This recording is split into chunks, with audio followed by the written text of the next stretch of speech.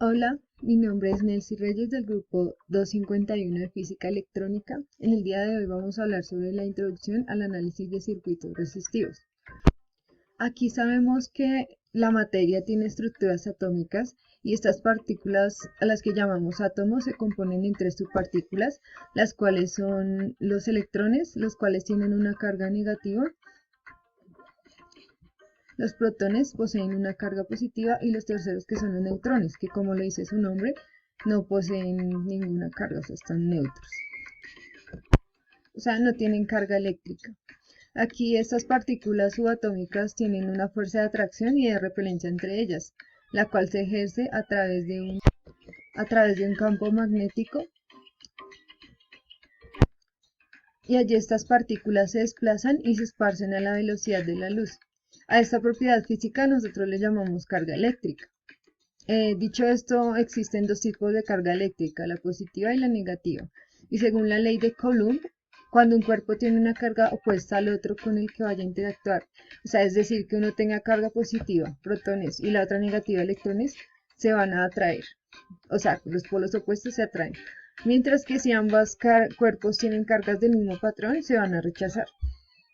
El átomo es eléctricamente de tipo neutro cuando tiene la misma cantidad de subpartículas con carga positiva y con carga negativa. Aquí este tendrá carga positiva cuando haya perdido electrones y por el contrario, el material adquirirá carga negativa cuando posea exceso de electrones. Esa es una propiedad de la materia y se mide en Coulomb. Ahora el concepto de corriente eléctrica. A la cantidad de carga eléctrica de un ion o electrón que está fluyendo a través de un circuito en un instante de tiempo lo llamamos corriente eléctrica. Aquí cuando haya un mayor número de iones o electrones desplazándose en una sola dirección, el flujo de la corriente sería mayor. Esta corriente es continua cuando las cargas eléctricas fluyen en un solo sentido, pues ya que su campo eléctrico permanece constante y su potencial no varía. Tenemos como ejemplo las baterías o las pilas. Y por el contrario, cuando la corriente de las cargas se desplazan cambiando de sentido periódicamente y con frecuencia, decimos que es una corriente alterna. Por ejemplo, la corriente de nuestro hogar, que es medida en amperios. Ahora tenemos la tensión o el voltaje, que es una magnitud física con la cual podemos medir o cuantificar la diferencia de potencial eléctrico entre dos puntos. ¿Qué quiere decir? Que allí las cargas se separan, las negativas de un lado y las positivas del otro.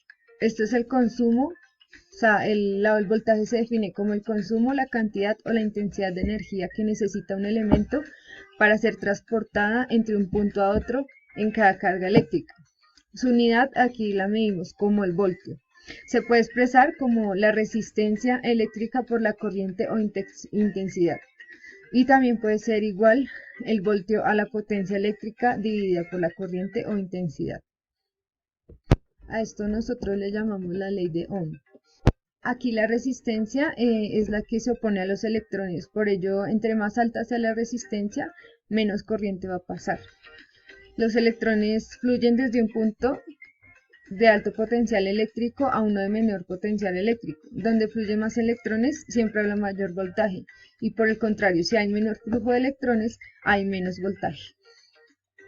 Tenemos ahora para definir qué es la potencia. La potencia eléctrica la definimos como la fuerza o la velocidad con la que un dispositivo eléctrico realiza un trabajo. Su unidad se mide en vatios, siendo la energía en vatios o watts, siendo la energía suministrada sobre unidad de tiempo medido en segundos. Como sabemos, el trabajo se simboliza como joules y es decir, esa es la intensidad o la energía que se consume del elemento. En este caso, los voltios provocan que el coulomb, la cantidad de carga eléctrica transportada sobre segundo de electrones, pasen a través de un circuito y se consuma su energía. Matemáticamente, aquí vemos que la potencia es igual a la corriente o la intensidad por el voltaje. Y aquí cuando hacemos ya el cálculo se da en watts, que es igual a julios sobre segundos.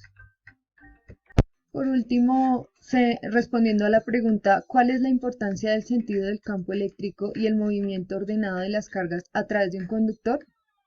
Aquí dicen que es muy importante porque el sentido del campo eléctrico hace que las cargas o electrones que están ahí experimentan fuerza y por ello hay movimiento. De ahí parte que la corriente eléctrica sea el flujo de dichas cargas a través del conductor. Además que este campo de fuerzas es el que da la interacción, ya sea de atracción o de repulsión de las cargas eléctricas. La dirección del flujo de los electrones dará a conocer si es un flujo de corriente alterna, en donde la dirección en que llevan los electrones es de un vaivén en ciclos o de intervalos irregulares, o dice si es de corriente directa o continua, en donde la corriente se mueve de forma constante en una sola dirección. Gracias.